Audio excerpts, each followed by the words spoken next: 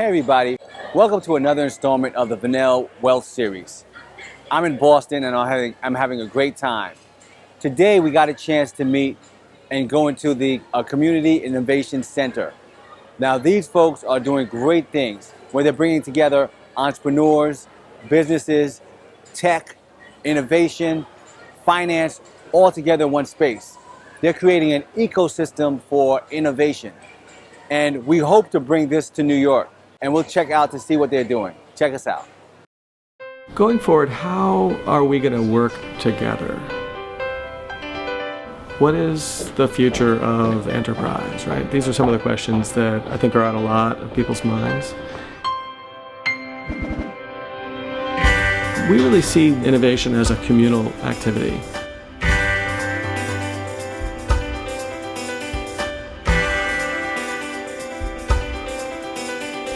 CIC is a physical environment which acts as a concentrator, where you're working on your own projects, but you're also around other people who are innovating, who are likely to be able to open doors for you that you couldn't see opened any other way.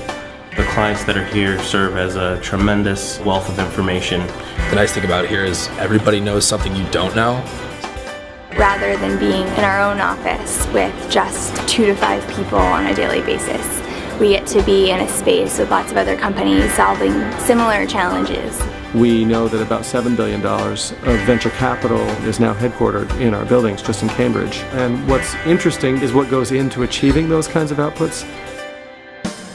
There's a natural spot for the central location. You can scale your business on demand. There's a lot of collaboration. Really high energy people building startups, investors, and larger companies wanting to be in the mix with them.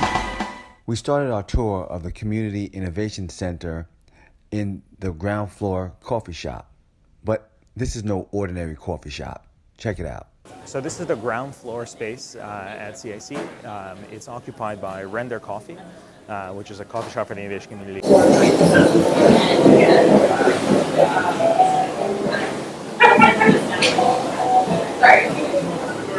And right behind you, a series of equipment that people can use and buy membership for. So 3D printers, laser cutters, vinyl cutters, CNC miller machines. And the idea is to give people the opportunity to make prototypes of different things and be able to access all of that from street level, to be able to just walk in off the street and use all the equipment right behind you. While at this unique coffee shop, I get a chance to watch somebody etch and cut a piece of wood right at the coffee shop using one of the machines. So what will happen if we pick that up is well,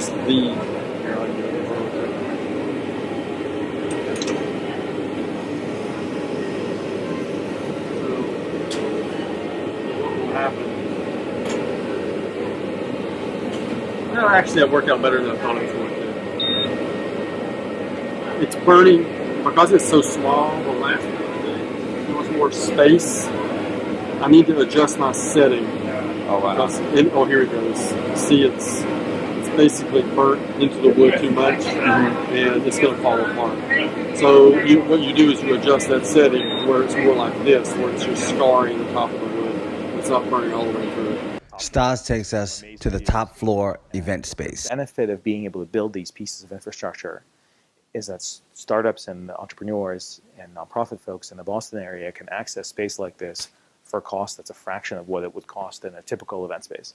So that means more events, more often, more opportunity for people to be connected and engaged to the innovation community. So this is the same tech that you will find in Kindle, except the Kindles, the Paperwhites, have a black and white version of this, and this is the next generation. This doesn't exist anywhere except here and in the R&D labs. This came straight out of e-ink's R&D lab. This is a color version of e-ink.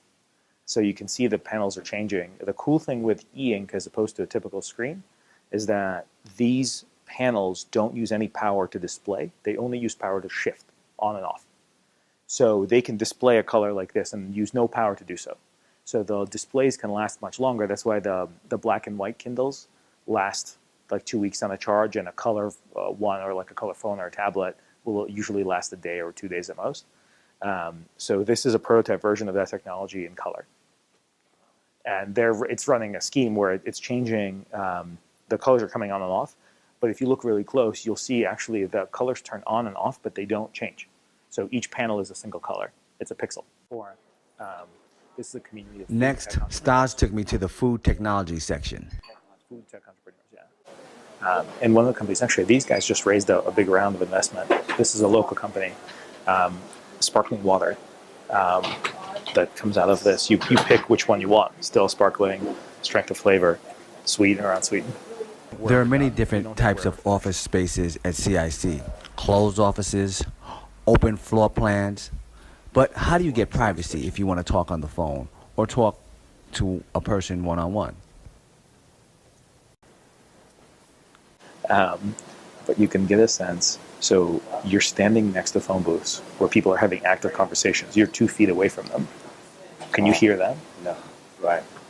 These are small conference rooms. They're designed specifically for folks to be able to, just grab another person and huddle with them in a quiet setting.